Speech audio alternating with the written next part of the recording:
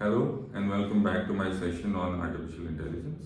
We spoke about the history in the last session, and today we will talk about the role of artificial intelligence in healthcare.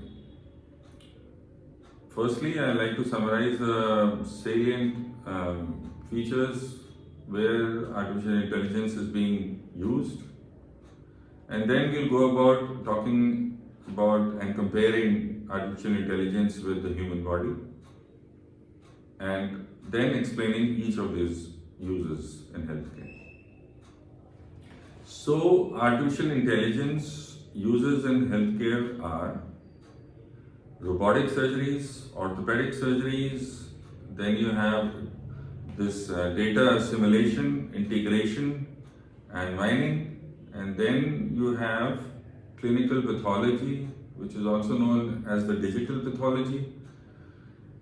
Then it is used in hospital acquired infections, the prediction of ICU stays, then cybersecurities, and many other uses which will follow while we talk about this, especially imaging radiology. Now, that is a very important topic which we will talk at length in the next session. So, be there.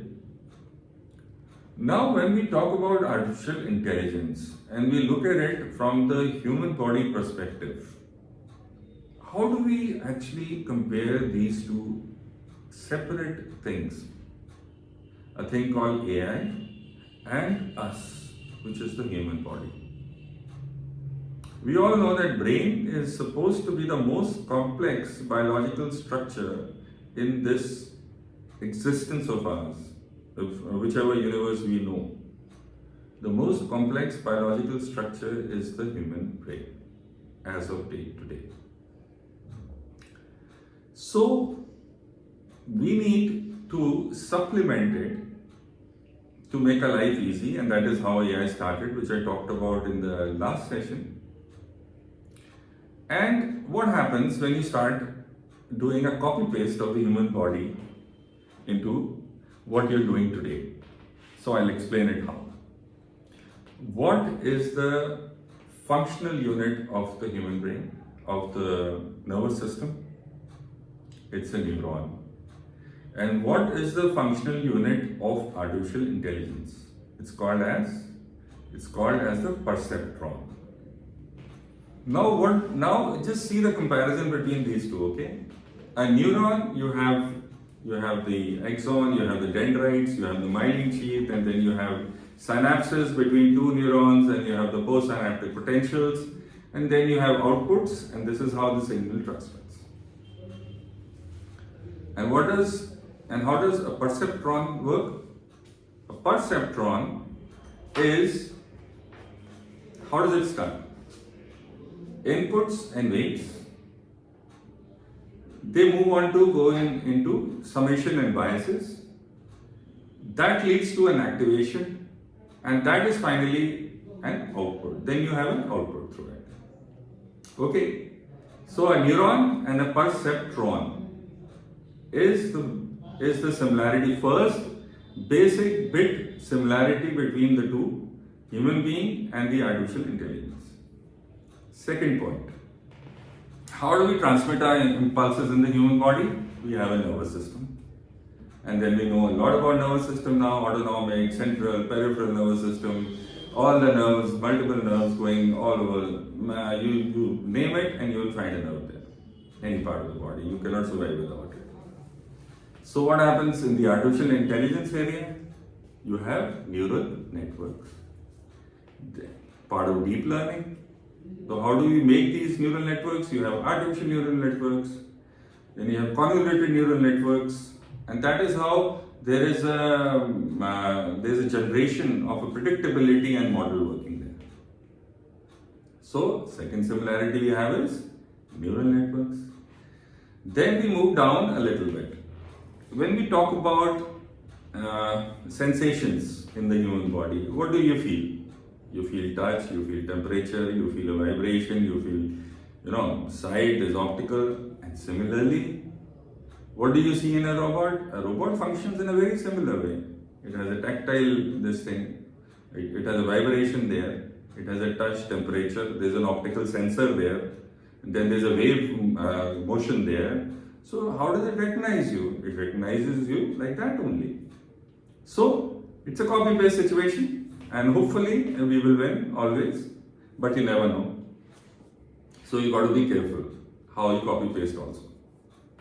Anyway, we have been very successful in doing that, and we have some wonderful robotic surgeries going on, and there are a lot of advantages to it, because the more precise the surgery is, the lesser will be the complications, and lesser are the complications, the faster you'll go back home safely. So that's why you go for it. But robotic surgeries are being used mostly in esophageal surgeries, pelvic surgeries. Then you have pancreatic surgery these days, which is being done very successfully. Obviously, hernia, gallbladders, everybody is also doing, besides urological surgeries, which are an integral part of robotic surgery now.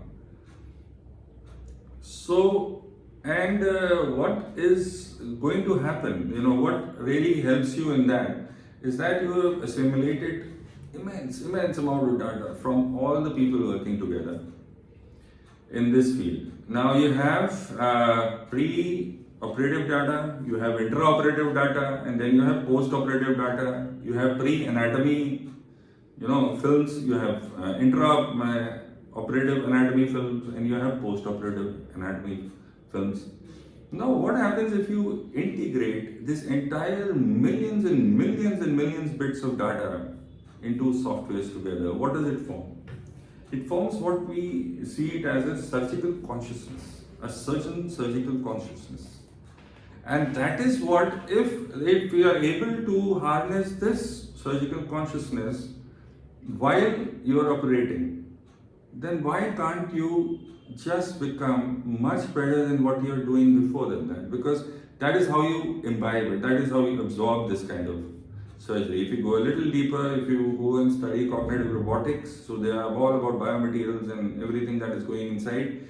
So it's available on the net also, and it's freely available on the net. This small programs which will help you increase your depth about what is happening in robotics. So this is the way we can continue and to realize that how best what we are going to achieve by using artificial intelligence. And things are moving at a very faster rate. Especially if you start talking about other uses now, we'll come to slowly. Data assimilation, where do you think all the data is going to go? Every computer, every hospital, every room, you have a computer. How much can you store together? And then you can't have anybody doing it manually, bringing it and retrieving it for you. You need a database. And that is precisely what was the need of artificial intelligence, because there was so much gathering of data going on that it was hard to place it in shelves. So what you needed something, a machine which was predicted in 1945, that you need a machine to help you out, and that is what exactly the machine is doing now. So this is how we move on. And thirdly, what we come to is what the uses are like imaging and diagnostics. Diagnostics, it's an unbelievable what is happening inside it.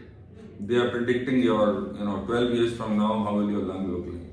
How will your body look like? Would you walk on this place or not? Or, it's like that. They're predicting the ages through it. There are about 120 or maybe even, somebody said 1200 variables of a particular imaging site that you can make to find out what is happening inside. So there is no end to it, because the more deep you go into it, the more, more pathways will open into it, and you will keep on going deeper into it. So imaging, what we had a project on, like we feed it onto the computer. I'll show it to you in the next session. We feed it into a computer, and the computer is going to tell you whether you have tuberculosis or you don't have tuberculosis, or any other, like cancer of the lung or any other part of the body. And if you apply it in, into every bit of the human body, like you have diabetes and you want to know what is the picture of your of your retina that time. So in case of diabetic retinopathy, what will be the fundal picture inside the eye? And then you can analyze that with the normal picture, and then you can predict what will happen if this continues. So there is basically, it's just a way of saying it that you can take the help of artificial intelligence, but there are certain kind of disadvantages to it also. What happens when a surgical surgery is on, and to make a decision during that surgery, you are waiting for the robot to tell you, okay, what do I do now? Now that is where this is a major kind of skill. It's a downskilling for a surgeon or any other, not only a surgeon, any other medical professional in his or her field, whoever is there. So this downskilling is also not very helpful. So you need to check yourself. Are you becoming too much interdependent? Is it going onto you, or you are just with it? So that is what you have to see basically. So this is all I'll talk about now, and I hope you have got a feel of what is happening here, and I'll see you in the next session. Thank you so much.